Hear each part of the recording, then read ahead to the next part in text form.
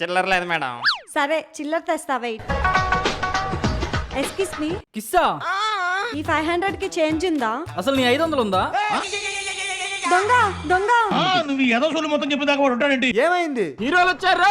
ఎవడో మీలాగే ఉన్నాడు, నా 500 కొట్టేసి పారిపోయాడు. అయ్యో, నేను మీ పక్క గల్లీనే. ఈ 500 ఉంచండి, నేను తర్వాత తీసుకుంటా. చాలా థ్యాంక్స్ అండి. అర్జెంట్ గా ఓయో బుక్ చేసుకోవాలి.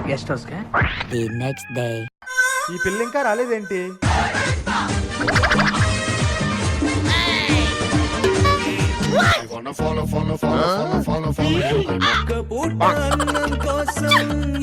A few moments later.